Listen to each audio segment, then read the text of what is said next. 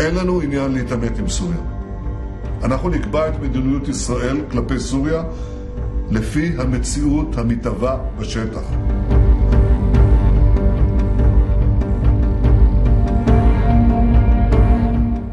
Niat Perdana Menteri Israel Benjamin Netanyahu tersebut seperti bertolak belakang dari kenyataannya. Netanyahu mengeklaim tak akan membuat perkara baru dengan Suriah. Namun nyatanya, tank IDF justru kembali dikerahkan ke dataran tinggi Golan. Berbagai serangan Israel juga dilaporkan masuk ke wilayah Suriah. Israel sendiri telah mencaplok wilayah Suriah secara ilegal sejak tahun 1967. Aksi militer Israel itu sebenarnya telah dikecam dunia internasional. Begitu juga dengan pemimpin de facto Suriah saat ini, Ahmed al-Sharaa alias Mohammed al-Jolani. Jadi, dalam hal ini, jika melihat dari tabiat Israel sebelum-sebelumnya, memicu kecurigaan tentang benarkah tak ada niatan terselubung di balik pengerahan tank dan pasukan itu?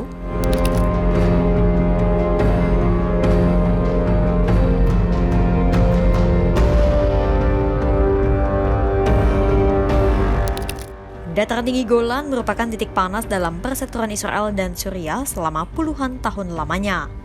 Mulanya, dataran tinggi Golan merupakan bagian dari Suriah. Namun dalam Perang 6 Hari tahun 1967, Israel mencaplok sebagian wilayah Suriah. Tahun 1973, Suriah sempat berusaha merebut kembali wilayahnya meski berhasil digagalkan Israel. Berbagai upaya diplomasi pun terus dilakukan. Namun Israel dulu dan kini tak jauh berbeda. Meski pada 1981 PBB sudah mengeluarkan resolusi 497 yang menyatakan bahwa pencaplokan itu ilegal, Israel terus saja menabrak hukum internasional. Skemanya sama seperti pencaplokan yang dilakukan Israel di tepi barat, perampasan tanah, membangun permukiman, hingga akhirnya pendudukan permanen. Nah, menyusul situasi Suriah yang belum stabil pasca pelengseran Bashar al-Assad, Israel segera memusatkan perhatiannya pada zona demilitarisasi yang memisahkan Suriah dan Israel. Apa saja yang dilakukan Israel setelah Hayat Tahrir al-Sham alias HTS pimpinan Ahmed al-Sharaa menjatuhkan kekuasaan rezim Assad?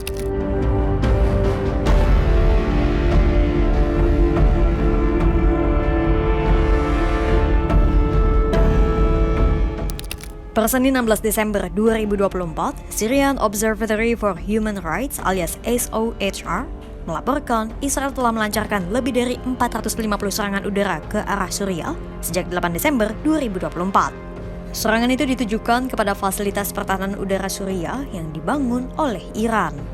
Pertahanan udara itu dibuat Iran dengan tujuan menghalau Israel melancarkan serangan udara ke Teheran. Nah, dengan menghancurkan pertahanan udara dan fasilitas militer Iran di Suriah, maka Israel kini menguasai wilayah udara Suriah dan bebas bertindak melancarkan serangan kapanpun ke Teheran. Selain itu, Israel juga segera mengerahkan pasukan dan tank mereka ke zona demilitarisasi di dataran tinggi Golan. PBB dan negara-negara tetangga segera mengecam tindakan Israel itu. PBB menyebut pergerakan Israel itu jelas melanggar perjanjian pelepasan diri 1974 antara Israel dan Suriah. Kementerian Luar Negeri Arab Saudi juga menyatakan hal senada dengan PBB. Begitu pula dengan al-Sharaa yang menyebut bahwa operasi militer Israel telah melewati garis merah yang berisiko meningkatkan tensi eskalasi di wilayah itu. Padahal al-Sharaa sejak awal telah menyebut bahwa Suriah tak tertarik untuk membuka mandala peperangan baru. Dunia internasional khawatir Israel akan memanfaatkan situasi Suriah saat ini demi melanggengkan kepentingan mereka. Mulai dari pencaplokan ilegal hingga terbukanya front peperangan baru. Menanggapi kekhawatiran komunitas internasional, bagaimana tanggapan Perdana Menteri Benjamin Netanyahu?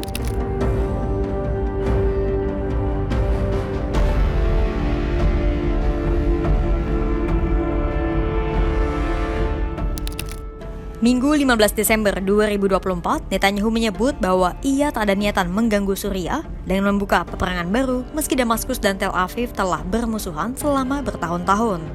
Netanyahu menegaskan bahwa pengerahan pasukan di dataran tinggi Golan bertujuan untuk menghalau Iran kembali mempersenjatai Hizbullah melalui Suriah.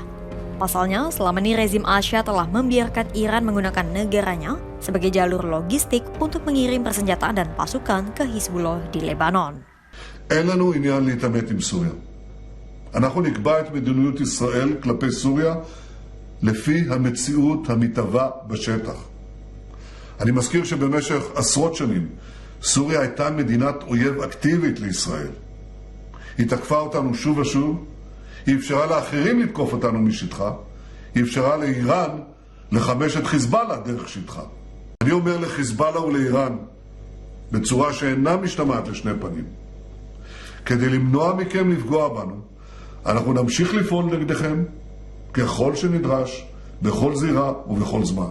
Meski menyatakan tak ingin kembali berperang dengan Suriah, namun tindakan Israel justru berbeda 180 derajat. Apa maksudnya?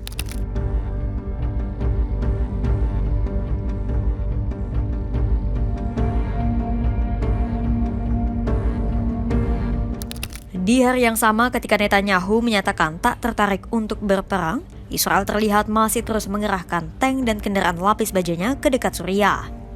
Klaim Netanyahu lantas dipertanyakan. Pasalnya, Netanyahu juga sempat menyatakan bahwa dataran tinggi Golan merupakan wilayah Israel dulu, kini, dan selamanya.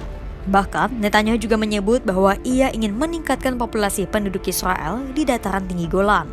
Saat ini, sudah ada sekitar 20.000 warga Israel di dataran tinggi Golan yang mendiami lebih dari 30 permukiman di wilayah itu. Mereka hidup berdampingan dengan lebih dari 20.000 warga Arab Druze yang menolak menerima kewarganegaraan Israel dan memilih untuk tetap berada di bawah kependudukan Suriah. Bahkan, mantan Perdana Menteri Israel Ehud Olmert pun menyatakan bahwa Israel seharusnya tak memiliki urgensi untuk meningkatkan pengaruhnya di dataran tinggi Golan. Namun, situasi geopolitik saat ini nampaknya menguntungkan niat Netanyahu untuk mencaplok lebih banyak wilayah dataran tinggi Golan. Kenapa? Pertama, karena Suriah belum stabil.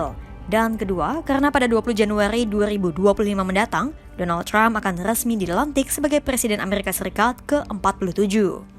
Trump yang dikenal sebagai pendukung Israel pada periode pertama masa jabatannya telah mengakui bahwa pendudukan Israel di dataran tinggi Golan merupakan tindakan yang sah. Bahkan Netanyahu menyatakan bahwa dirinya telah berkomunikasi dengan Trump untuk membahas kemenangan Israel. על כל זה שוחחתי אמש, שוב עם ידידי נשיא ארצות הברית הנבחר דונלד טראמפ. זו הייתה שיחה מאוד ידידותית, מאוד חמה ומאוד חשובה. דיברנו על הצורך להשלים את ניצחון ישראל, ודיברנו ארוכות גם על המאמצים שאנחנו עושים לשחרור חטופינו. Israel seolah ingin memanfaatkan celah di tengah ketidakstabilan Suriah untuk melancarkan kepentingannya. Pertama, untuk menghalau upaya Iran memanfaatkan Suriah sebagai benteng pertahanan dan jalur logistik untuk mempersenjatai Hizbullah. Dan kedua, memperluas pendudukan ilegalnya di dataran tinggi Golan. Niat Israel masih abu-abu. Pernyataan Netanyahu dengan kenyataan soal Suriah masih membuat ragu. Namun, bisakah para pemangku kepentingan di Timur Tengah mencegah jika terjadi peningkatan tensi antara Suriah dan Israel? Simak terus perkembangannya hanya di kanal YouTube Kompas.com.